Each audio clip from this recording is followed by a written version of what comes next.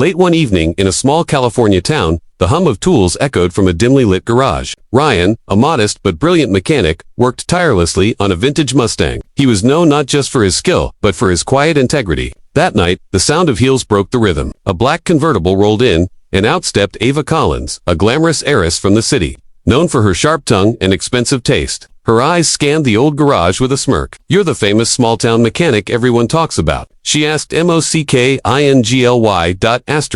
Ryan nodded, wiping his hands. "That's me, ma'am. What seems to be the problem?" Ava leaned on her convertible, her red lipstick catching the light. "The engine's dead. It's a rare model, probably too much for this setup." Her tone dripped with arrogance. Ryan crouched, peering under the hood, unfazed. "Every machine's the same once you respect it," he replied calmly. Amused, Ava scoffed, "Respect it. Please, fix this engine, and maybe I'll consider marrying you." The mechanics nearby laughed nervously, unsure if she was joking.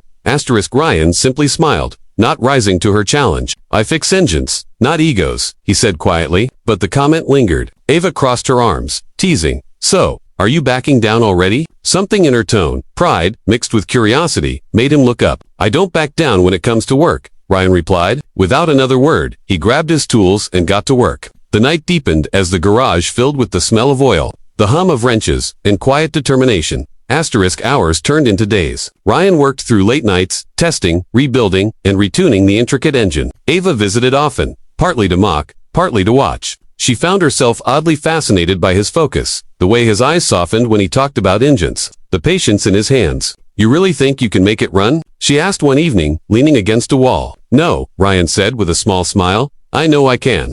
His confidence silenced her usual sarcasm. For the first time, she didn't have a witty reply.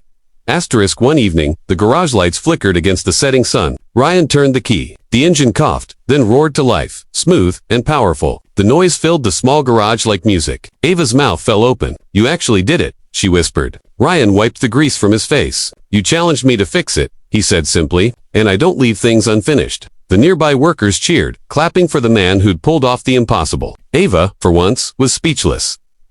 She approached slowly, her expression softer than before. "You didn't do it for me, did you?" she asked quietly. Ryan shook his head. "No, I did it because that's what I do, fix what others give up on." His words lingered in the air like truth. Ava smiled faintly, something genuine breaking through her proud exterior. "You're different from anyone I've met." He shrugged. "You just never looked close enough." It wasn't arrogance, it was honesty, and that disarmed her more than any charm could.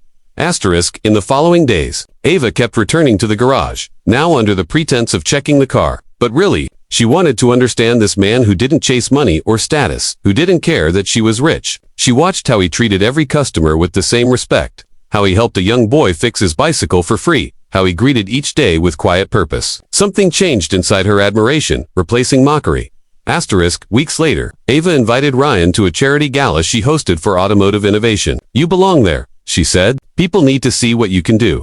He hesitated but agreed. That night, under sparkling chandeliers and luxury suits, Ryan stood out, not because of wealth, but because of humility. When Ava introduced him as the man who fixed what no one else could, applause filled the hall. Ryan just smiled modestly, saying, "Every engine, like every person, just needs someone to believe in it." After the event, they stepped outside under the city lights. The cool air carried the hum of passing cars. Ava looked at him, her voice soft. "You know, I wasn't serious when I said I'd marry you if you fixed it."